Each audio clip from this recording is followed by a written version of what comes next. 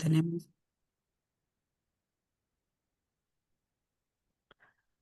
Buenas tardes a todos y todas. Gracias por haberse conectado a esta actividad organizada desde la Secretaría Académica del Colegio de Abogados de Moreno General Rodríguez, con el auspicio de SIJUSO en el ámbito de la provincia de Buenos Aires y de la Federación Argentina de Colegios de Abogados, ¿sí?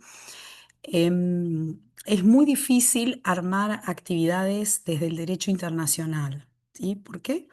Bueno, es como que el abogado y la abogada lo ven bastante lejos, pero se me ocurrió pensar en un tema que me consultan constantemente las y los colegas, y tiene que ver con la asistencia y cooperación jurisdiccional internacional. Digo, ¿cómo tramitar un exhorto? ¿A dónde?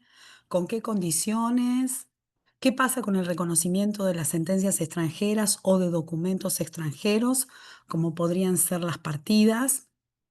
Así que, bueno, espero que les resulte de interés. La idea es que esto no sea un monólogo, sino que sea un diálogo, así que cualquier participación o inquietud, por favor, cuando surja, transmítanla, o bien levantando la mano o a través del chat. Vic, no sé si vos me querés ayudar con el tema del chat, si hay preguntas y etcétera.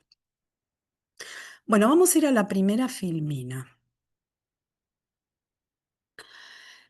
¿Cuándo estamos frente a la cooperación jurisdiccional internacional? ¿Cuándo se pone en movimiento este mecanismo? Y bueno, cuando estamos frente a un caso internacional, que es aquel que tiene algún tipo de conexión con el extranjero, ¿sí? Que es un caso en el cual todos sus elementos no se van a producir en el ámbito territorial argentino o con conexión exclusivamente en Argentina, sino que va a haber algún tipo de vinculación con el extranjero. Por ejemplo, cuando tenemos que notificar la demanda a una persona que tiene domicilio o residencia en el extranjero, ¿m?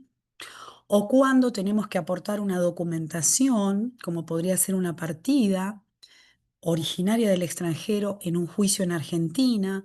Entonces, estos supuestos nos van a plantear la necesidad de la cooperación jurisdiccional internacional que se produce cuando jueces de distintos estados es decir, colaboran en pos de llevar adelante alguna medida o un acto procesal en el marco de un proceso.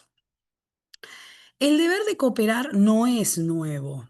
El deber de cooperar ya surge de la propia Carta de las Naciones Unidas en su artículo primero, cuando delinea los propósitos que tiene las Naciones Unidas y más allá de mantener la paz y la seguridad internacional, el tercer propósito señalado es favorecer la cooperación en distintos ámbitos, ¿no? En el ámbito económico, en el ámbito social, en el ámbito político, en el ámbito jurisdiccional. Y también tenemos la obligación de cooperar en el sistema interamericano a partir de los artículos 8 y 25 de la Convención Americana. Estos dos artículos hacen al corpus iuris del principio de acceso irrestricto a la jurisdicción y de las garantías judiciales mínimas en el marco de llevar adelante un proceso. Y con el Código Civil que entró en vigor en agosto el civil y comercial que entró en vigor en agosto del 2015, vamos a tener dos normas específicas que son los artículos 2611 y 2612. Tengo acá el código para hacer una pequeña lectura. Es decir, antes en el código de Vélez no teníamos ninguna mención al respecto, pero ahora sí la tenemos. El 2611, el título es Cooperación Jurisdiccional. Sin perjuicio de las obligaciones asumidas por convenciones internacionales, los jueces argentinos deben brindar amplia cooperación jurisdiccional en materia civil, comercial y laboral. Es decir, ahí tenemos ese principio. Los jueces deben. ¿M? ¿Qué pasaba antes cuando no era de aplicación ningún tratado? Porque desde ya los tratados que luego vamos a analizar, vamos a ver que está expreso el deber de cooperar, pero no lo teníamos en la fuente interna. Entonces, si un caso no era regido por ningún tratado o convención, la fuente interna no disponía ninguna norma en particular. Bueno, ahora sí la tenemos. Entonces, ¿qué sucedía antes del nuevo código? Bueno, los jueces a veces por cuestiones formales se negaban a gestionar o tramitar un exhorto. En principio ahora no podrían, por este principio general del 2611. Y después tenemos el 2612, que se titula Asistencia Procesal Internacional, que no lo voy a leer porque es un poquito largo y me remito al texto del artículo en mérito a la brevedad, pero se refiere a la posibilidad de instaurar comunicaciones directas entre los jueces. Esto, digo, es muy novedoso porque el juez podría contactarse con otro juez y tratar de acelerar el diligenciamiento de alguna medida internacional. Lo que me plantean a veces los jueces cuando trabajamos estos temas es, bueno, pero ¿cómo hago si me tengo que contactar con un juez extranjero? Bueno, la Cancillería Argentina ofrece una figura que se conoce como los jueces de enlace. Son jueces específicamente asesorados por equipos de traductores que pueden auxiliar a los jueces locales para llevar adelante estas comunicaciones directas. Especialmente se da en situaciones de familia donde hay tutela procesal diferenciada y allí la jueza de enlace designada es la doctora Tagle. ¿M? Bueno, luego de haber hecho un pantallazo general del marco del deber de cooperar, me gustaría hacer referencia a los grados de cooperación jurisdiccional que tenemos. La doctrina, acá puedo tomar a la doctora Dreising de Clore, se refiere a tres grados de cooperación. Un primer grado, que es el más básico, el de menos dificultad, en donde un juez auxilia a otro juez para llevar adelante medidas de mero trámite. Dentro de esta calificación de medidas de mero trámite vamos a tener las notificaciones de todo tipo y las medidas probatorias, como requerir algún informe, llevar adelante la prueba testimonial, cuando los testigos tienen domicilio en el extranjero, etc. Después está la cooperación de segundo grado, que crece en complejidad porque lo que se va a buscar es trabar medidas cautelares. Por ejemplo, cuando un juez brasileño le pide a un juez argentino que trabe embargo sobre algún bien situado en la República Argentina. Y luego está la cooperación de tercer grado, que es la de mayor dificultad, a través de la cual se va a reconocer y o ejecutar sentencias o laudos arbitrales. ¿M? Nosotros sabemos que la sentencia es el acto procesal de mayor complejidad y que pone en general fin a un proceso. Entonces, mm, el juez que reciba ese requerimiento va a tener que hacer un análisis mucho más profundo en la cooperación de tercer grado. Bueno, vamos a arrancar ahora sí con la cooperación de primer grado. La cooperación de primer grado se vehiculiza, el medio que utiliza es el exhorto internacional. ¿M? Ahora, para saber qué convenio se aplica al diligenciamiento de ese exhorto y qué formulario y qué requisitos debe cumplir ese exhorto, nosotros vamos a tener en principio tres grandes sistemas. Por un lado, el sistema de la Haya, donde ahí van a venir todos los convenios de la Haya, que ahora los voy a detallar un poquito más adelante. Yo ahí, ¿qué les puse en el PowerPoint? Ustedes van a ver un enlace. ¿M? En ese enlace, que es el enlace de la conferencia de La Haya, ustedes pueden localizar los instrumentos y verificar la ratificación, porque no pueden aplicar determinado instrumento si no está ratificado por los países que tienen conexión por el caso. Supongamos que yo tengo que notificar una audiencia del 636 en un proceso de alimentos a un obligado alimentario que vive en Estados Unidos. ¿M? Entonces, ese caso vincularía a la Argentina con Estados Unidos. Bueno, ahí tendré que ir al sistema de La Haya. Hay distintas convenciones que podrían resultar aplicables. Entonces, para saber si esos convenios de La Haya fueron ratificados por Estados Unidos, les recomiendo ingresar a este link que les puse en el PowerPoint, en donde hay un PDF que determina el estado de las ratificaciones. Entonces, lo primero que ustedes van a tener que hacer es saber qué convenio utilizar, ¿sí? Porque ese convenio va a marcar ciertas pautas para el diligenciamiento. Y luego tenemos el sistema de la OEA, de la Organización de los Estados Americanos, es decir, ese es el sistema interamericano.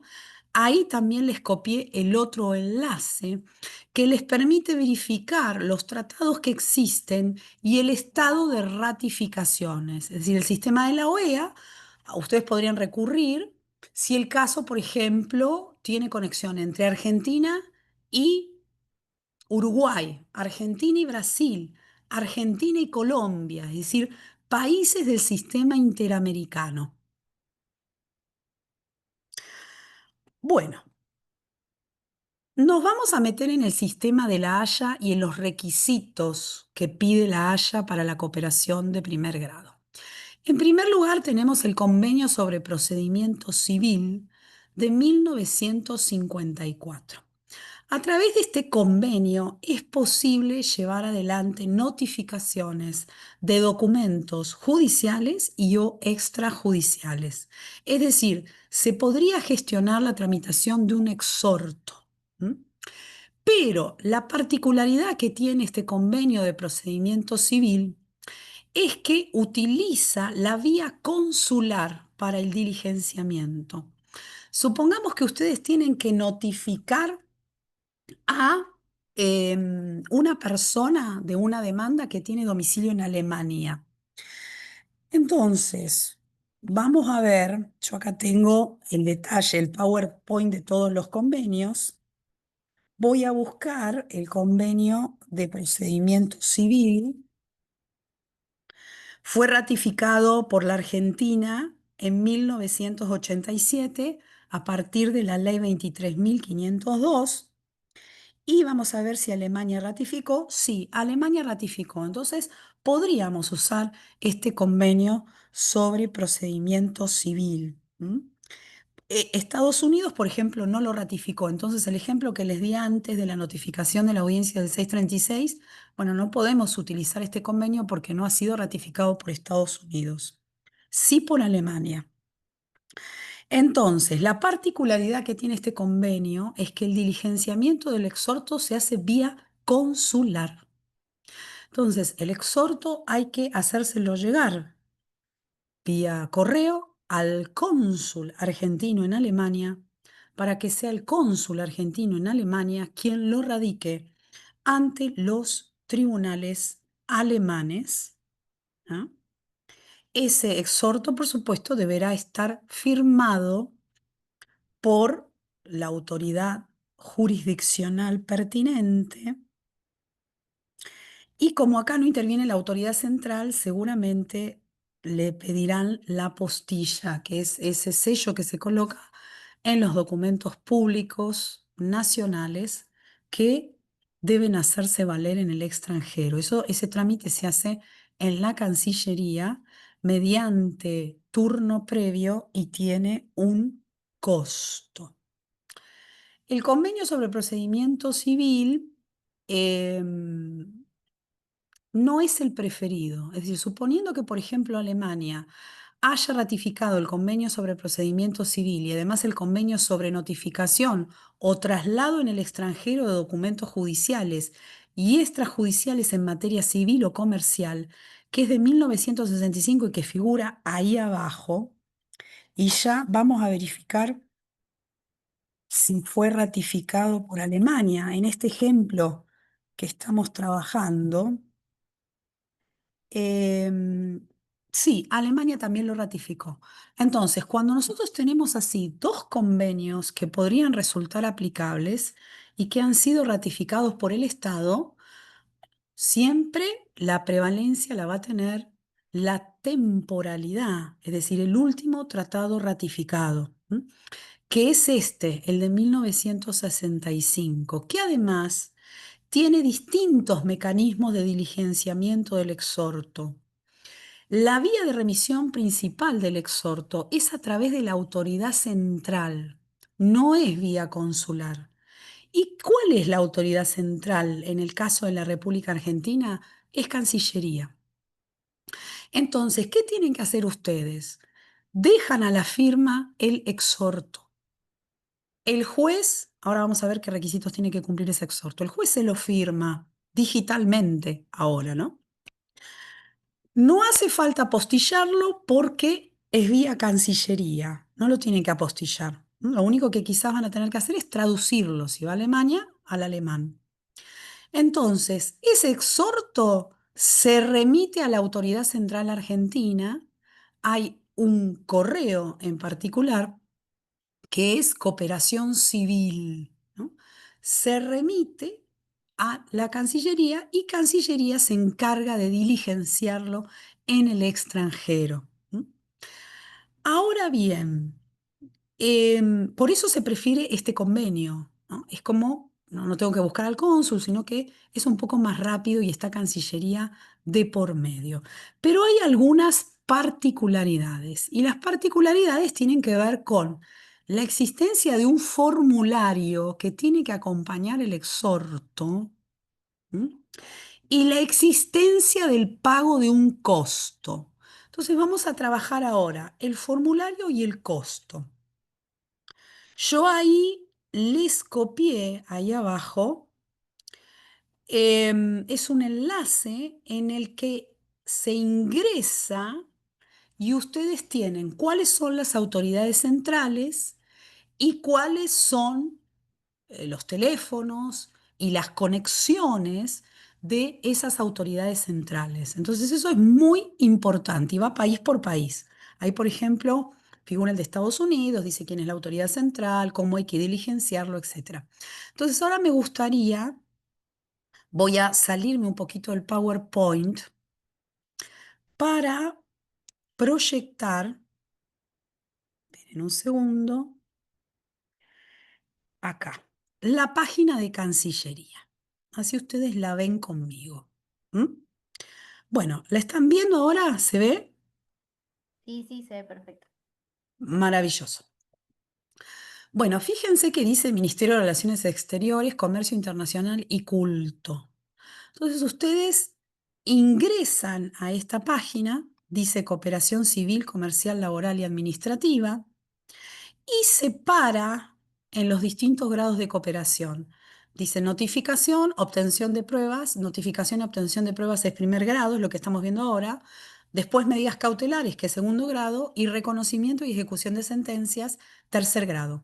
Voy a ir a notificación, voy a cliquear ahí. Está yendo. Bueno, ¿ven ahora la nueva pantalla? ¿La llegan a ver? Dice notificación, No, ¿sí? eso todavía no. Ahí sí. ¿No la ven? Sí, sí, se ve perfecto. Ah, Sí. perfecto, perfecto, perfecto. Bueno, entonces ahí dice notificación.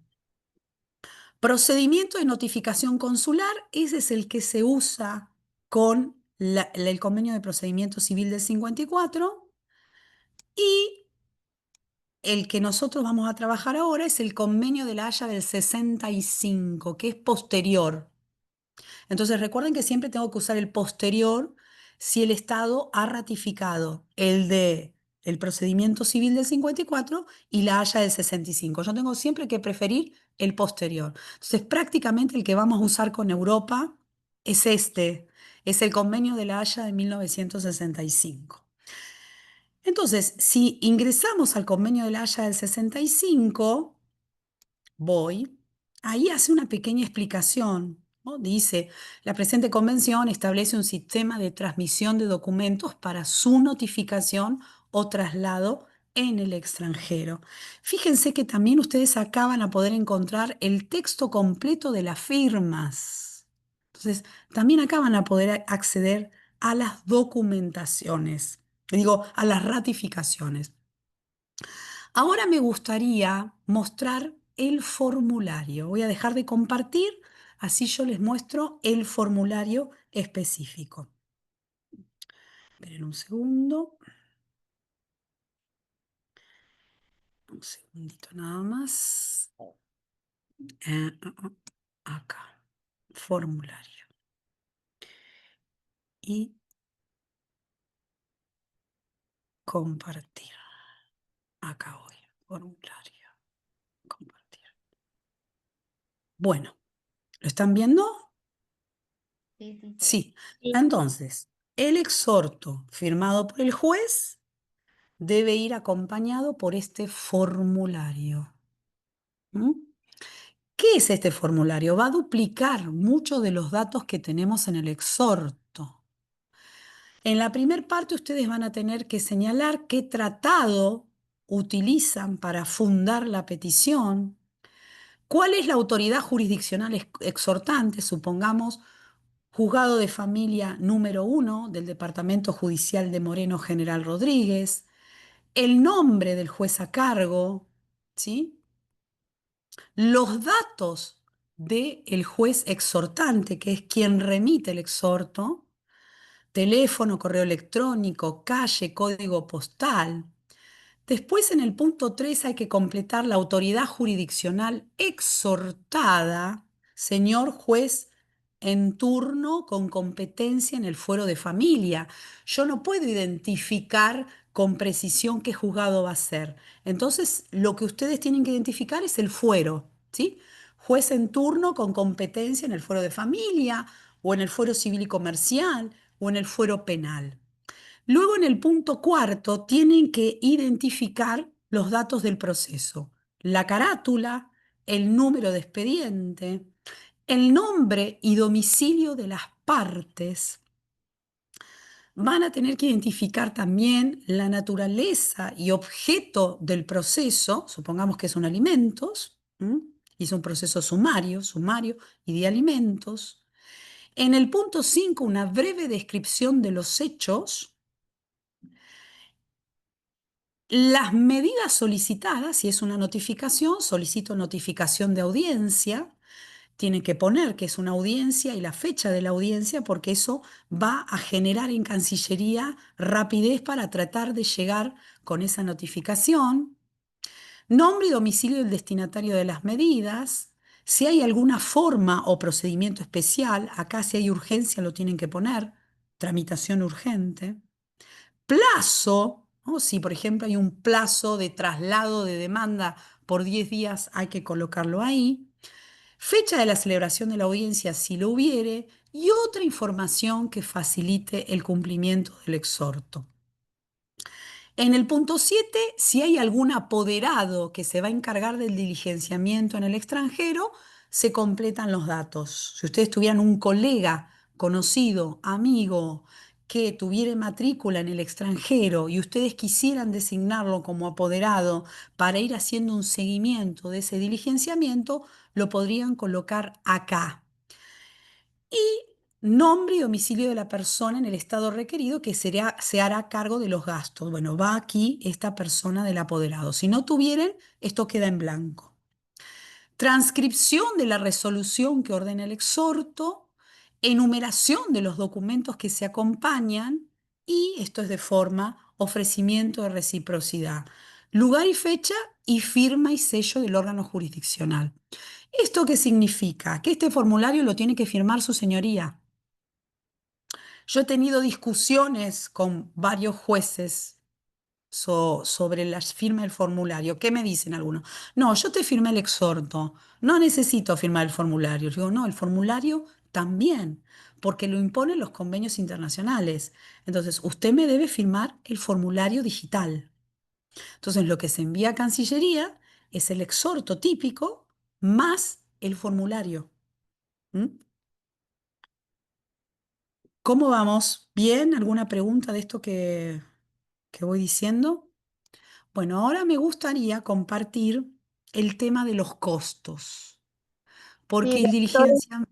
Sí, después no la quiero interrumpir, pero justamente tengo que diligenciar y ya tengo parte de todo lo que nombró, pero quedé varada. Eh, explique, después le consulto. bueno, perfecto. Muy bien. Entonces, vamos a ir ahora a el costo, porque esto tiene un costo. Si bien el convenio de la Haya dice que los trámites no van a tener costo, eso no es real. Sí hay un costo. Entonces vamos a ver cómo se paga ese diligenciamiento. Esperen que ya enseguida les comparto. Voy a sacar esto y voy a dejar, había dicho, el instructivo para completar el formulario modelo. Esperen un segundo. Hay algo que quiero compartir. A ver, el Zoom. Hay un instructivo que Cancillería tiene en la página y yo se los muestro ahora. Creo que lo están viendo. Instructivo para completar el formulario modelo. Yo este material, si quieren, los voy a dejar a disposición de la Secretaría Académica, todo este material, para que ustedes puedan tener acceso, ¿sí? Bueno, este instructivo que enseña cómo llenar el formulario dice, primero, el formulario modelo no es de uso obligatorio. Su finalidad es facilitar. Pero les cuento que a mí, Cancillería, me ha rechazado la tramitación de los exhortos si no va acompañado por el formulario. Entonces, ojo, porque si bien el instructivo dice esto, la propia Cancillería lo pide. Por eso yo les recomiendo, para evitar un ida y vuelta y pérdida de tiempo, que ustedes acompañen el formulario, ¿sí? Bueno, esperen un segundo que vuelvo al PowerPoint. Compartir acá.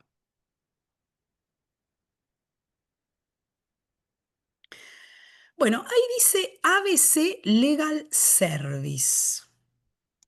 Algunos países han tercerizado el diligenciamiento de los exhortos. Por ejemplo, Estados Unidos lo tercerizó a este estudio de abogados que se llama ABC Legal Service. Entonces, perdón, em, ustedes tienen que pagarle a ABC Legal Service un monto equivalente a $95 a través de la página de ABC Legal Service. Esto surge del link que les mencioné recién. Voy a ver si se los puedo compartir también. Yo pensé que lo tenía acá en el formulario, pero no lo tengo ahí. Un segundo, a ver. A ver, a ver.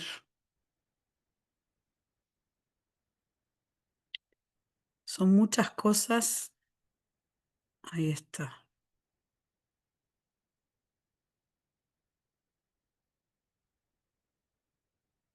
Bueno, están viendo? ¿Sí? Bueno, fíjense, acá figura. En ese enlace que les puse, ustedes van país por país. En Estados Unidos, ¿qué salta? Contacto, ABC Legal Service. Hay un mail, hay una web. ¿Qué hay que hacer? Hay que contactarse con este estudio de abogados. Suena medio raro, porque dicen, no, pero si yo estoy diligenciando un exhorto internacional, ¿por qué me tengo que meter en un estudio de abogados? Porque Estados Unidos lo tercerizó. Entonces, este estudio de abogados, en la plataforma que ellos armaron dispone que ustedes pueden hacer el pago de los $95 por tarjeta de crédito, débito, le dan un montón de posibilidades. Van a emitir una constancia de pago y esa constancia de pago es la que ustedes tienen que acompañar al exhorto junto con el formulario. En el ámbito de la Unión Europea, esto no está tercerizado. Entonces, como no está tercerizado, directamente se va a encargar la Autoridad Central Argentina en diálogo con la Autoridad Central Europea. Pero en Estados Unidos es así. Rosana, dígame, ¿dónde se me quedó parada?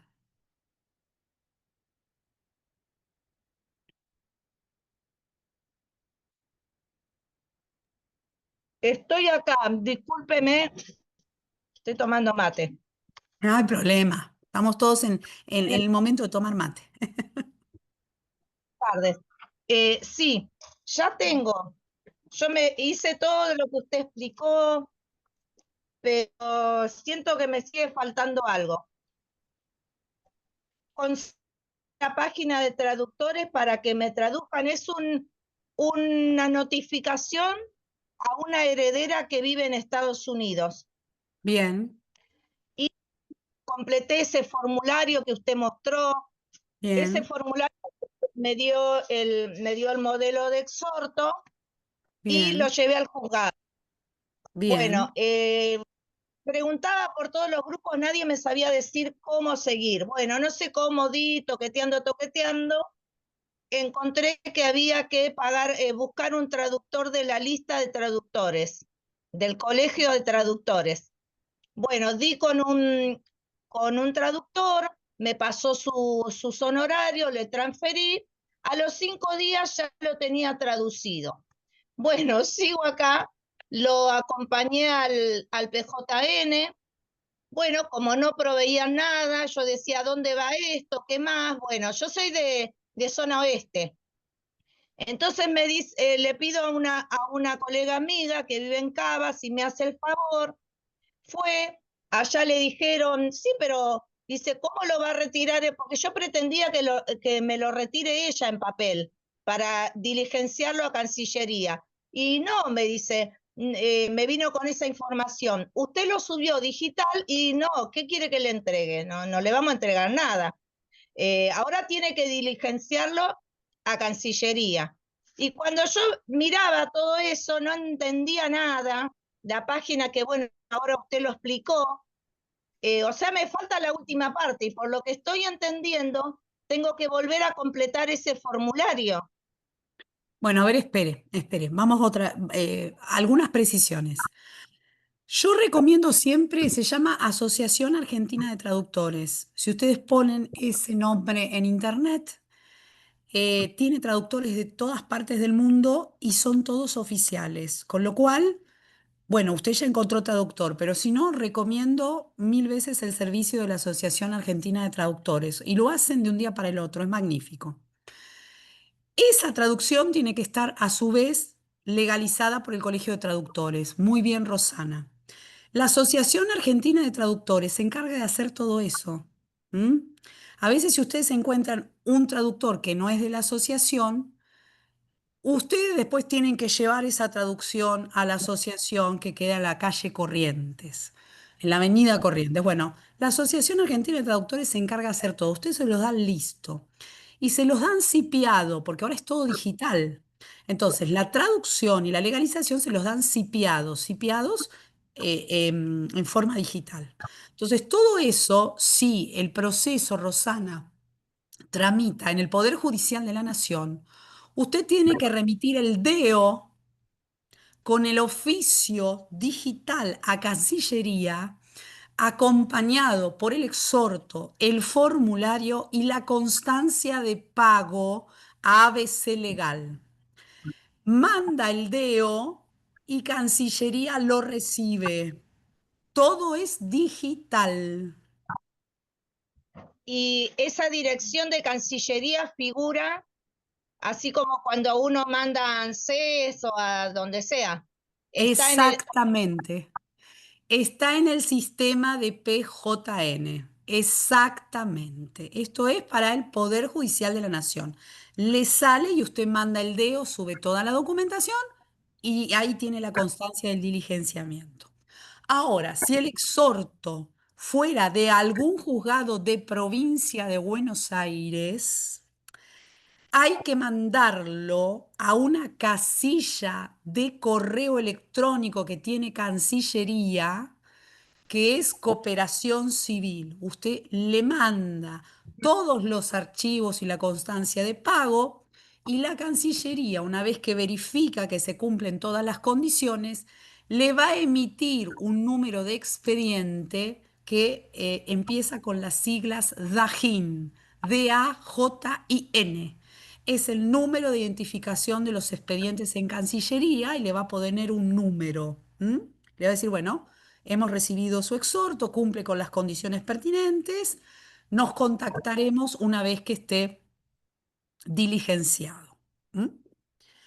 El problema es que Cancillería no da informes particulares, entonces si ustedes quieren saber cómo va el trámite del exhorto, van a tener que pedir informes a través del juzgado.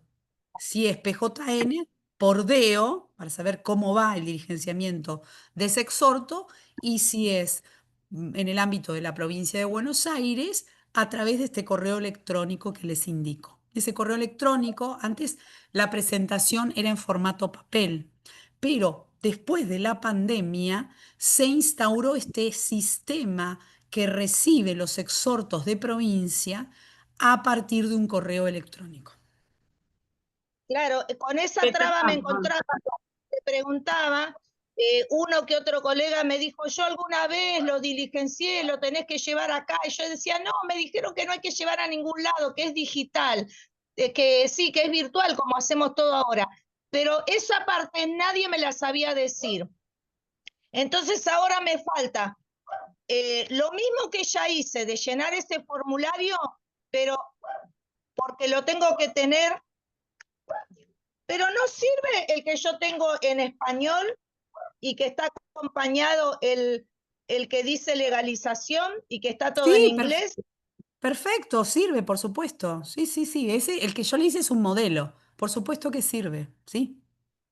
Entonces no completo ese formulario anexo. No, pero ya lo completó otro formulario, porque hay distintos modelos. Bueno, si ya está completo el formulario, perfecto. Ningún problema. Además del exhorto, el formulario y la constancia de pago, Rosana. Si no, se lo van a rebotar. Del último Doctora, trámite, no del comprobante de pago al traductor. Eso no, esto es un pago No. aparte, es los $95. Tiene que ingresar a esa dirección que le dije, ABC Legal Service, y ahí va a tener que poner los datos de su tarjeta y pagar los $95. ¿Sí? Si no, se lo rebotan. Alguien más me quiere hacer una pregunta, no sé quién. ¿qué tal, No, no. Gracias, doctora doctor. Denisa? No, Ah, era para comentarle que yo notifiqué una demanda a Chile, lo hice por exhorto y lo hice también al correo de Cancillería.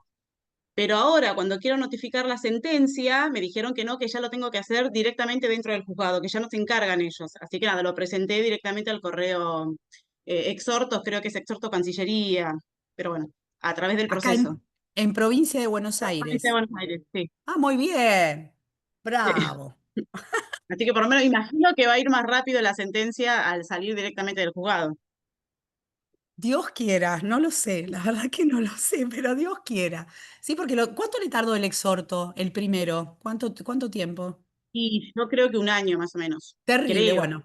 Sí, a mí hay exhortos que me han Sí, es tardado un montón 2 de tiempo. años. Y Eso, cuando yo eso es pedí lo... explicaciones, claro. Mm. Sí, cuando Sí, te te pidió escucho, te explicaciones, escucho. ¿qué? No, a los particulares no, me dijeron que no nos dan explicaciones a los abogados, lo tenemos que hacer sí o sí a través del juzgado. Pero igual fueron Exactamente. muy amables, me contestaron. Sí. Bueno, es decir, ustedes se meten en el diligenciamiento de un exhorto en un camino que tiene varias trabas. Hace poquito, hará 2 semanas, organizamos desde la Comisión de Derecho Internacional de la FACA una charla con el doctor Ignacio Goicoechea, que es el representante argentino ante las conferencias de La Haya. Y justamente lo que yo le planteaba era esto: tratemos de sacar la burocracia, tratemos de acelerar los procedimientos y unificar. ¿Por qué Estados Unidos me pide el pago de un costo o bono especial? ¿Y por qué Chile no? ¿Y por qué la Unión Europea no? Digamos, tratemos de unificar, porque todas son, digamos, son problemas, son vallas a los abogados que quieren diligenciar un exhorto y eso desincentiva, ¿no? Como decir, ah, no, entonces no, la verdad que desisto. Porque además no existe la carta documento internacional. Entonces, si ustedes quieren notificar una resolución judicial al extranjero, no existe el sistema de carta documento internacional. Entonces, no hay forma de certificar el contenido. Por eso tienen que caer en el exhorto, ¿no? No queda otra más que el exhorto. Igual que las medidas probatorias, ¿sí? Bueno, a mí me gustaría, no sé si queda otra pregunta, avanzar. Le Sí. hago una última cuestión. Usted dijo que la consulta se hace por DEOX. Tengo que entender que primero mando un escrito solicitando que me autoricen diligenciar para, no sé, ya me va a salir pensándolo. ¿El juez ya se lo firmó, Rosana? ¿Le firmó el formulario y el exhorto? ¿Se lo firmó digitalmente? Sí. Listo, no, entonces no tiene que hacer nada más que armar el DEO y adjuntar esa información, no tiene que pedirlo especialmente. Ah, perfecto. Muchas gracias, doctora. La verdad que No, está por un favor. del mar. Mal. No, no hay problema, no hay problema. Yo lo tuve que pedir especialmente en un caso porque el juez no me quería firmar el formulario, entonces le tuve que insistir, el formulario, por favor, y que en el DEO vaya acompañado con la documentación. Y ahí el juzgado me contesta, no, el DEO lo tiene que hacer usted, listo, genial, perfecto. Entonces me arreglo yo.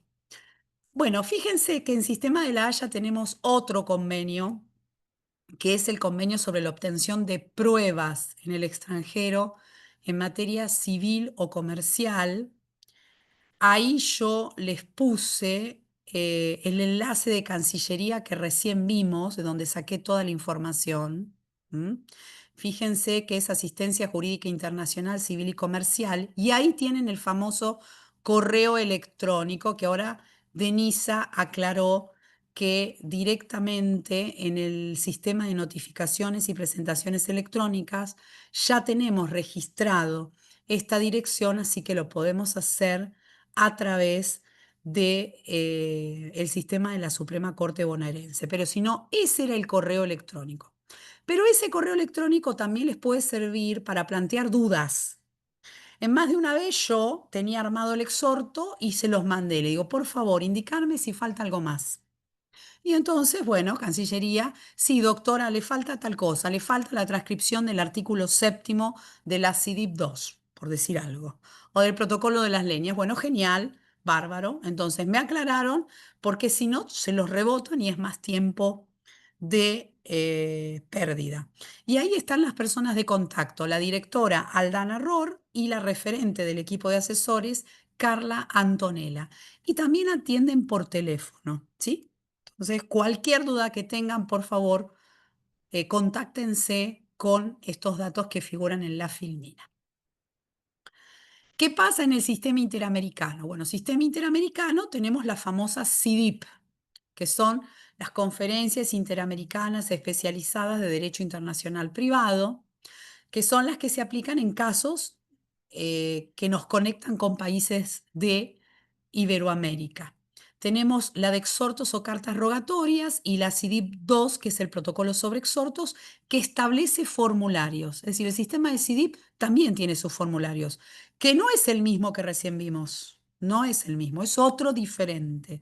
Ustedes lo pueden sacar de Cancillería. Son 3 formularios, el formulario A, el B y el C.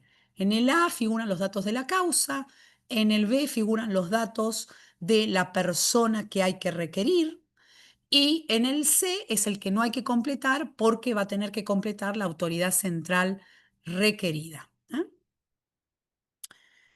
Y después tenemos el sistema Mercosur. Sistema Mercosur, 2 tratados específicos que no se aplica para el caso de Chile, Denisa, por eso usted tuvo que utilizar la CIDIP. Déjeme ver si Chile es ratificante. Conferencia especializada. No, a ver. Sí, tiene acá en el 90 el protocolo de exhortos y la CIDIP 1. Sí, es ratificante, así que me imagino que usted habrá utilizado la CIDIP y no la haya para el exhorto de NISA. No, por eso es tan importante, depende, Creo que utiliza igual la Haya, me parece. utilizó la haya. Me parece Y que tendría que haber utilizado la CIDIP. ¿Por qué? Porque bueno, es un sistema igual estoy en etapa especializado. de diferencia, sí. Lo importante es que el juzgado se lo haya firmado y que Sí, Cancillería se lo haya aceptado. ¿Y por qué digo sí. tendría que haber utilizado la CIDIP? Porque la CIDIP no tiene ningún costo. La Haya, alguien saca algún costo, pero la CIDIP no, no hay costo. Entonces, les decía, Mercosur, que Chile no pertenece al sistema del Mercosur, no podría haber utilizado ni el protocolo de cooperación y asistencia jurisdiccional en materia civil, comercial, laboral y administrativa, ni el acuerdo complementario que también instituye un formulario parecido al que vimos. Entonces, supongamos, tenemos un caso con Uruguay.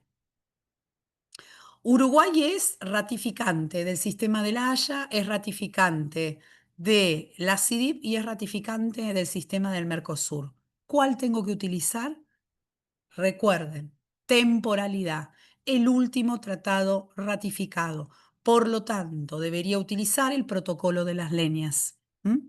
Y su acuerdo complementario. Es el que se impone con aquellos países del Mercosur. Y la CIDID me quedó para otros países extra Mercosur.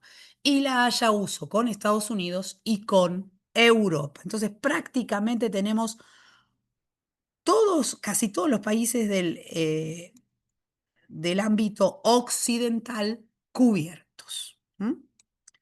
Bueno, a ver ahora. Vamos a la cooperación de segundo grado. Yo les había dicho que acá era para trabar medidas cautelares. Bueno, vamos a tener 2 tratados específicos, que son la CIDIP 2 sobre el cumplimiento de medidas cautelares y específicamente en el Mercosur el protocolo de Ouro Preto sobre medidas cautelares. ¿Qué particularidad tiene la cooperación sobre medidas cautelares? El juez, supongamos que un juez argentino es el juez requerido, ¿no? Bueno, el juez argentino va a tener que verificar que esa medida cautelar no violente nuestro orden público, para poder trabar el embargo o para poder trabar una inhibición general de bienes o alguna medida autosatisfactiva. Lo mismo a la inversa. Si nosotros, esto me pasa mucho en alimentos, ¿no? En alimentos cuando el demandado tiene domicilio en el extranjero y tiene bienes en el extranjero. Entonces yo pido se trabe embargo sobre la remuneración que el demandado tiene en el extranjero. Bueno, ese exhorto va a través de la cooperación de segundo grado utilizando el protocolo de Ouro Preto. Me pasó con Brasil. Ese protocolo de Ouro Preto exige que se cumplan con ciertas condiciones formales y sustanciales. Formales, por supuesto, deberá estar traducido al portugués esa solicitud. Como va a tramitar por Cancillería, que es la autoridad central, no se requiere del apostillado y ese es un beneficio. Y esa traba de la medida cautelar, que se va a radicar ante el juez en turno en Brasil, va a tramitar de acuerdo al procedimiento brasileño.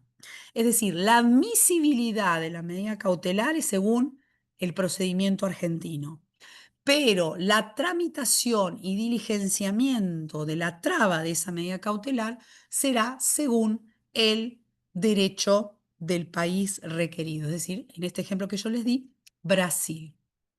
En esta cooperación de segundo grado puede ser que surja algún costo, ya sea para trabar un embargo en algún registro de la propiedad inmueble o para trabar alguna inhibición, ¿sí? Los registros suelen cobrar ciertos aranceles. En ese caso, la Cancillería les va a indicar el monto del dinero que van a tener que depositar para que esa medida se efectivice, ¿sí? Bueno, y me queda la cooperación de tercer grado. La cooperación de tercer grado es la más compleja. ¿Por qué? Porque estoy hablando de sentencias o laudos arbitrales. Los países tienen tres posiciones al respecto.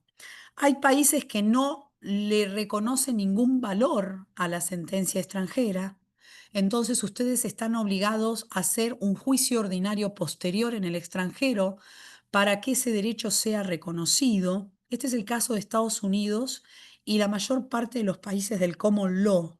¿M? Me han llamado colegas y me dicen, uy, tengo una excelente sentencia de liquidación de bienes de la sociedad conyugal en la cual se le atribuyó el inmueble a tal excónyuge. Lo quiero inscribir en Estados Unidos porque el inmueble está allá. Digo, olvídate, olvídate. Estados Unidos tiene esta posición. No reconoce sentencias extranjeras. Tienen que hacer el juicio de cero allá. ¿Mm? Después está la posición de aquellos países que le otorgan un valor parcial a la sentencia extranjera y para que tenga valor pleno hay que tramitar un exequatur. Este es nuestro caso. ¿Mm? Y es el caso de la mayor parte de los países de Europa. Entonces, si ustedes tendrían que ejecutar una sentencia en algún país europeo, van a tener que promover un exequatur. Y luego está la tercera posición, aquellos países que le asignan un valor pleno a las sentencias extranjeras. Eso sucede para las sentencias intracomunitarias dentro del ámbito de la Unión Europea. Una sentencia en España no requiere de exequatur en Alemania. Vale plenamente como si fuera una sentencia nacional. Pero eso les pasa a ellos por el grado de integración al que han llegado. Nosotros por eso tenemos que trabajar el exequatur. En materia de exequatur, lamentablemente hay un solo tratado. ¿Por qué? Por estas triple posiciones. Entonces, como no hay acuerdo con los estados, no hay una conferencia de La Haya sobre reconocimiento de sentencias. Y ahí tenemos la CIDIP II sobre eficacia extraterritorial de sentencias y laudos arbitrales extranjeros. Los laudos arbitrales se equiparan a las sentencias. La CIDIP II habla de requisitos formales y sustanciales. Formales, por ejemplo, la sentencia tiene que figurar en testimonio, en general tiene que contener una frase que diga que reviste el carácter de cosa juzgada desde tal fecha, ¿sí? Y después están los requisitos sustanciales. Y ahí me permito trabajar con el artículo 515, ¿sí? La CIDIP más o menos dice lo mismo. Y yo ahí lo transcribí para ir trabajando con el 515, ¿sí? Establece las sentencias de los tribunales extranjeros del Código de Procedimiento Civil y Comercial de la provincia, ¿no? Porque no aclaré, perdón. 517 del Código de Nación. Las sentencias de los tribunales extranjeros tendrán fuerza ejecutoria en los términos de los tratados, entonces, en los términos de la CIDIP. Si yo tengo de aplicación la CIDIP, va a ser la CIDIP. Denisa, ¿qué juicio es el suyo? ¿Qué Es tipo de un juicio? divorcio unilateral. Bueno, vamos a ver qué pasa con Chile. Eficacia. Chile no lo ratificó. Esta CIDIP II sobre eficacia extraterritorial de sentencias y laudos arbitrales extranjeros no fue ratificada por Chile, con lo cual usted sí o sí, si quisiera inscribir esa sentencia en Chile, debería ampararse en el artículo 515 y todas las condiciones que ahora vamos a colocar. ¿Ok? ¿Sí? Bueno, Perfecto. entonces, cuando no hubiese tratados, serán ejecutables si concurrieren los siguientes requisitos. Y vamos a ver qué nos marca el artículo 515. ¿Sí? Que la sentencia con autoridad de cosa juzgada en el estado en que se ha pronunciado, y me quedo ahí, entonces acá tengo la primera condición, la sentencia tiene que revestir el carácter de cosa juzgada, no puede ser susceptible de apelación, por eso le han pedido a usted que notifique, tiene que notificarla y tiene que estar firme. Y en ese testimonio que usted redacte en su momento, va a tener que figurar expresamente esta frase, que la sentencia reviste el carácter de cosa juzgada desde tal fecha. ¿Mm? Después dice, emane de tribunal competente en el orden internacional. ¿Qué significa eso? ¿Cómo yo verifico la competencia?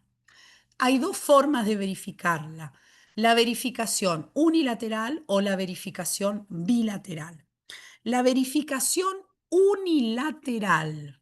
Utilizo las reglas atributivas de jurisdicción argentinas. Entonces, sigamos con el caso de Denisa, ¿no? Es un divorcio, me dice. Entonces, ¿dónde tendría que ir? Tendría que ir al artículo 2621 del Código Civil y Comercial de la Nación.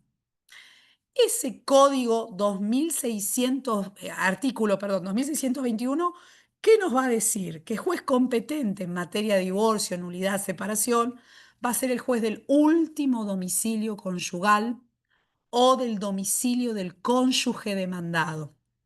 Entonces, si alguna de esas dos circunstancias se produjo en Argentina, el juez argentino fue internacionalmente competente para dictar esa sentencia de divorcio. Lo mismo si la sentencia de divorcio viene del extranjero. Yo tengo que verificar si el último domicilio conyugal estuvo en el extranjero o si el domicilio del cónyuge demandado estuvo en el extranjero.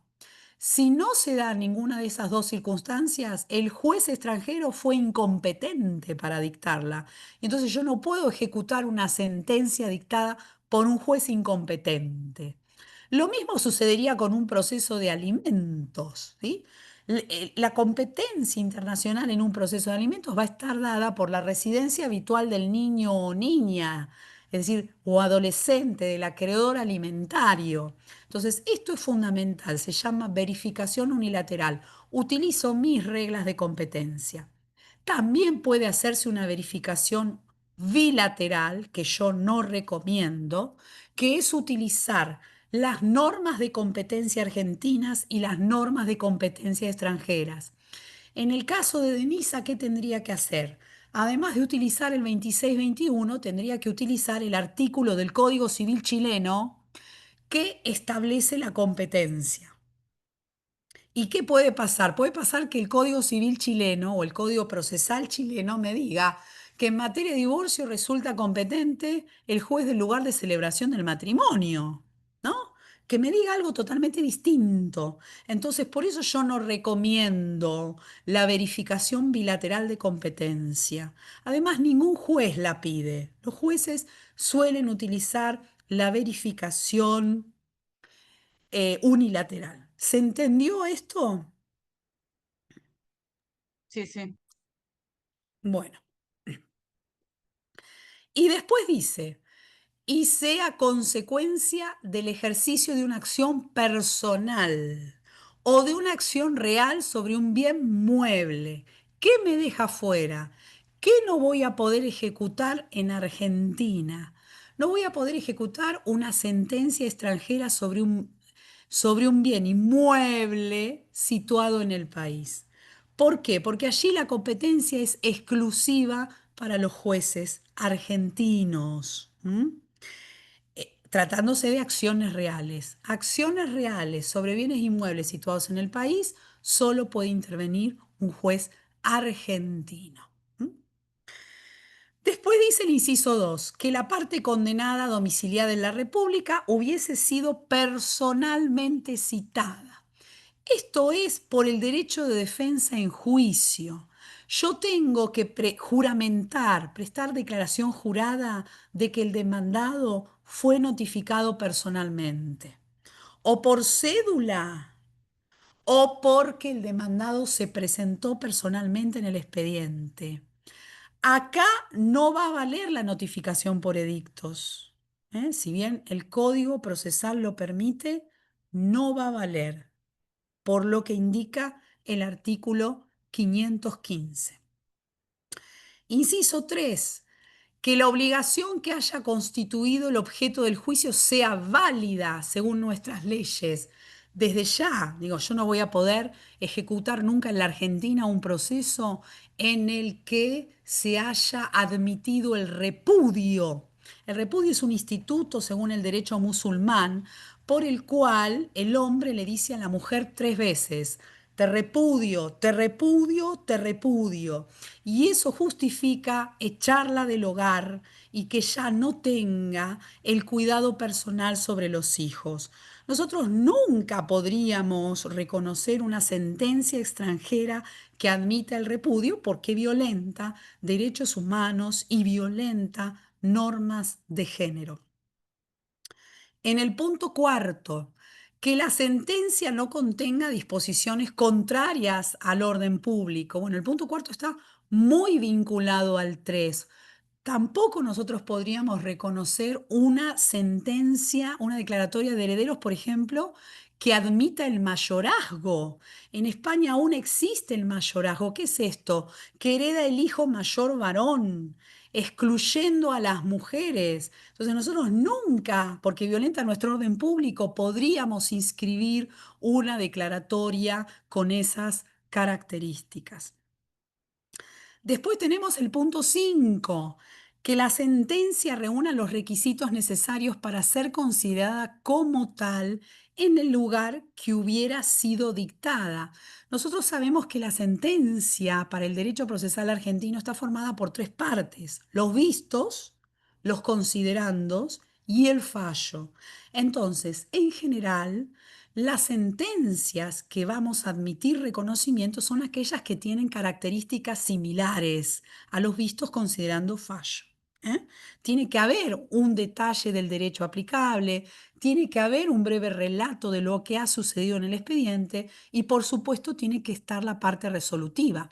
Quizás no tienen los mismos nombres que nosotros les damos, pero estas 3 partes de alguna manera tienen que estar para que esa sentencia sea reconocida. Y luego dice: y las condiciones de autenticidad exigidas por la ley nacional. ¿A qué me refiero? A la apostilla, si correspondiere, y yo, bueno, el exequatur no lo voy a poder hacer vía Cancillería, sí los exhortos, pero no el exequatur, con lo cual la sentencia extranjera va a tener que estar apostillada, ¿sí? Y algunos, por ejemplo, a nivel nacional, si la sentencia la firmó un juez, voy a tener que legalizarla en la Cámara de Apelaciones. Hay que certificarla en la Cámara. Y con eso sí, al Ministerio del Interior, para que a su vez la legalice, y luego sí llevarla a Cancillería para que sea apostillada. Lleva un pequeño procedimiento. Después el punto 6, que la sentencia no sea incompatible con otra pronunciada con anterioridad o simultáneamente por un tribunal argentino. Esto es lo que se conoce como requisito de litispendencia. Imagínense, yo promuevo un juicio en Argentina, me va mal y después me voy al extranjero para obtener una sentencia favorable y ejecutarla acá. Eso no se puede, ¿sí? Es el requisito de litispendencia.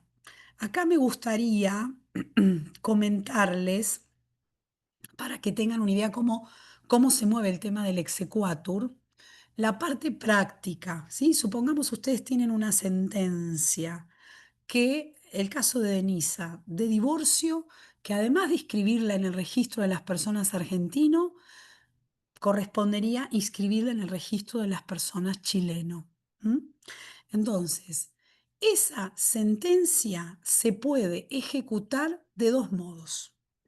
O bien se la remiten por correo, apostillada y en testimonio, a un colega, abogado o abogada, con matrícula vigente en Chile, y el colega la radica en un juzgado civil o de familia en Chile y lleva adelante el proceso de exequatur, que es incidental, es un proceso corto, el traslado es por 5 días, es rápido, ¿sí?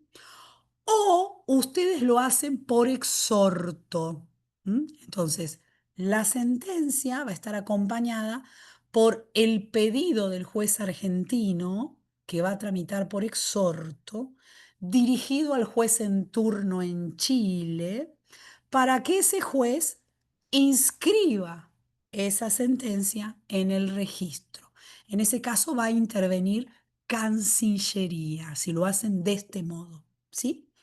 Ahora, ¿qué más tienen que saber? En la demanda de exequatur, yo voy a ver si les hago llegar un modelo. Cuando ustedes solicitan el exequatur, tienen que prestar declaración juramentada de todas estas condiciones. Que el juez es competente, que ha sido notificado personalmente el demandado, que no se violenta el orden público, que no hay litispendencia.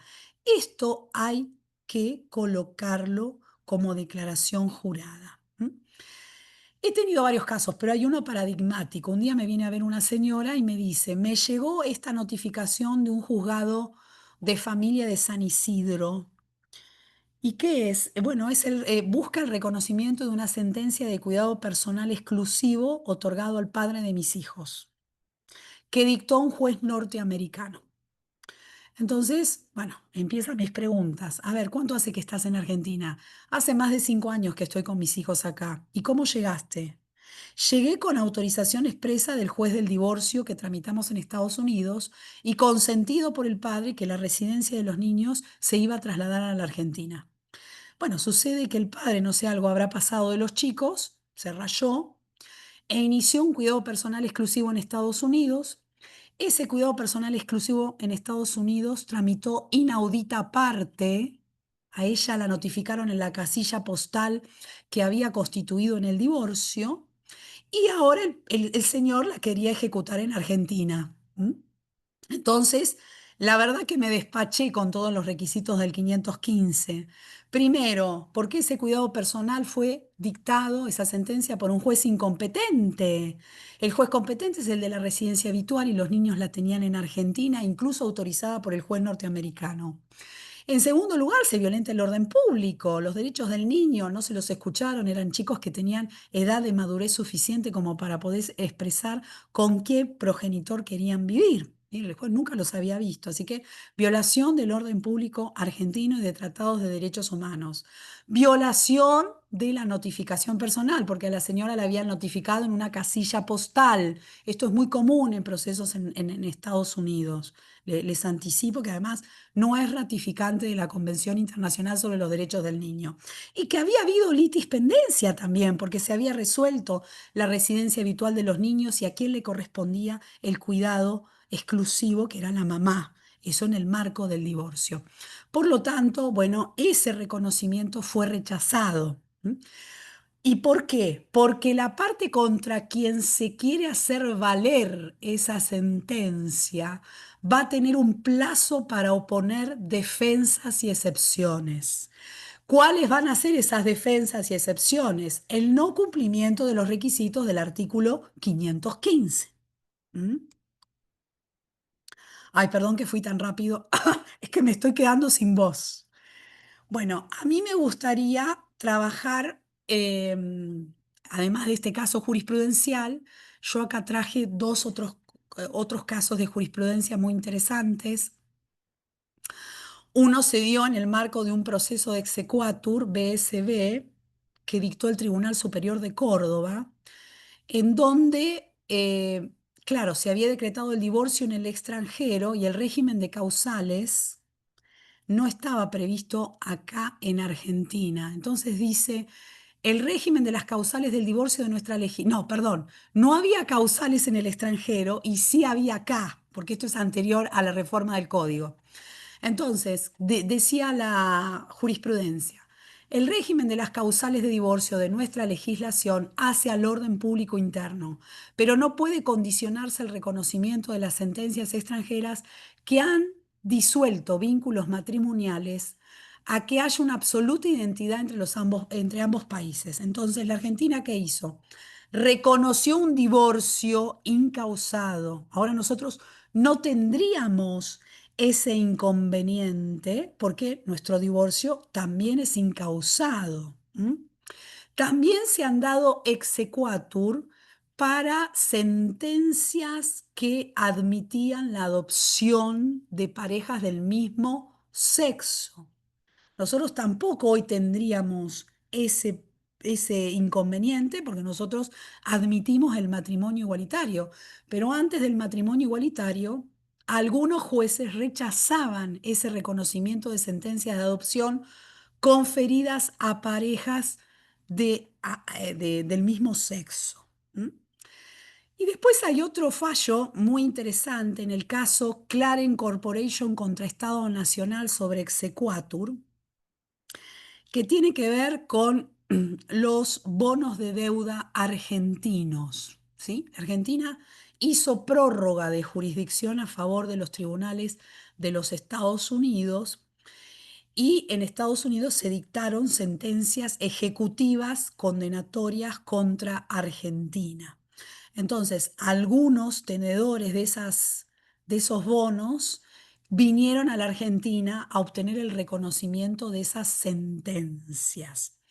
Y la justicia argentina dispuso lo siguiente, que las razones expuestas en los párrafos que anteceden concuerdan con los fundamentos sustanciales con relación a que las sucesivas leyes que ordenaron el diferimiento del pago de los títulos de deuda forman parte del orden público argentino y por ello en la especie no se satisface el requisito establecido en el artículo 517, inciso cuarto del Código Procesal Civil y Comercial, de conformidad con lo cual la sentencia cuyo exequatur se demanda no debe afectar los principios del orden público argentino.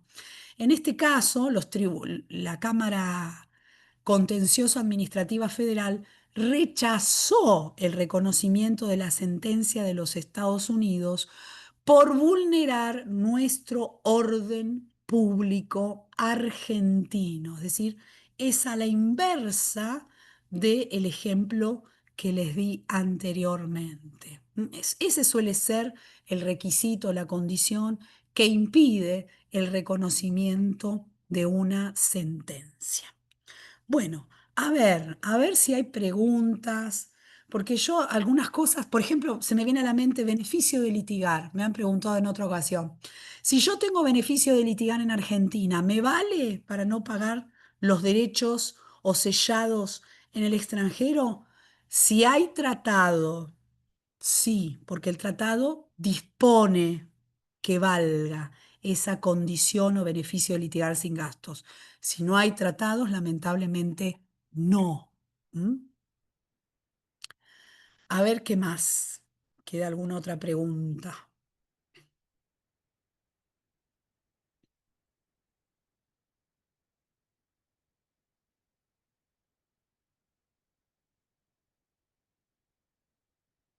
Silencio. Los dejé sin palabras. Lo que me interesa es si los ayudé, los pude ayudar a aclarar algunas cosas. Para mí, perfecta la clase. A mí me sirvió muchísimo, más en este tema, el tema del exequatur. Ahora ya tengo más o menos por dónde encararlo. Maravilloso. ¿Y Rosana le sirvió? Sí, doctora, totalmente, porque estaba muy, muy perdida, porque sentía que tenía gran parte, que le hice gastar a mi cliente con el traductor, pero me seguía faltando, no lo podía diligenciar. Así que bueno, ahora este tema de los enlaces que usted dijo, dónde entrar.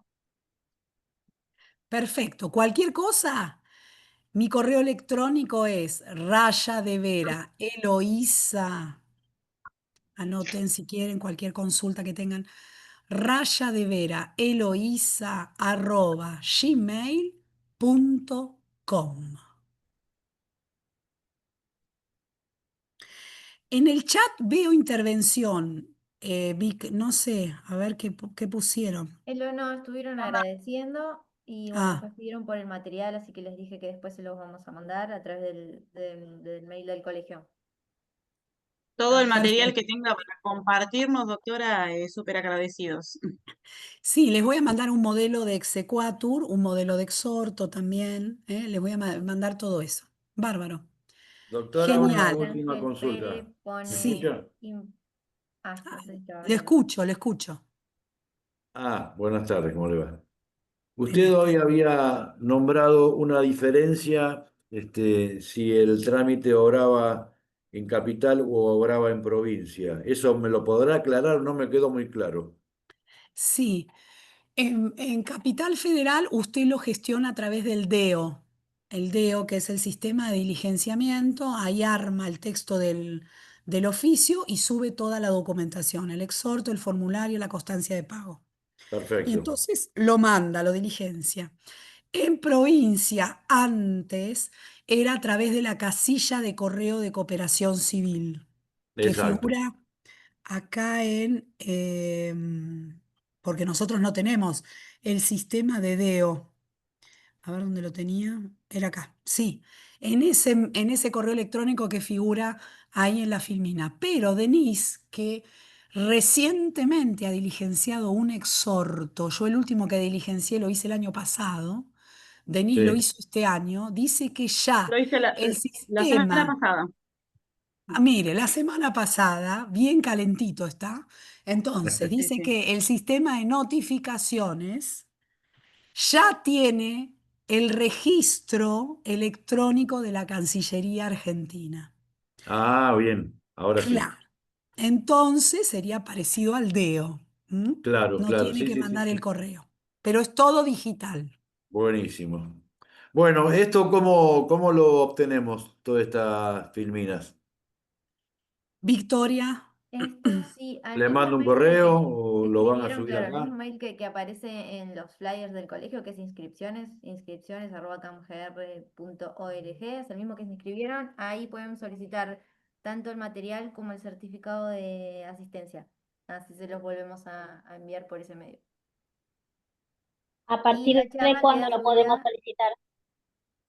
¿cómo? Perdón, a partir de cuándo se puede solicitar? Mañana ya les podemos mandar los certificados y el material. Y la charla Correcto. queda subida al canal de YouTube del colegio también mañana.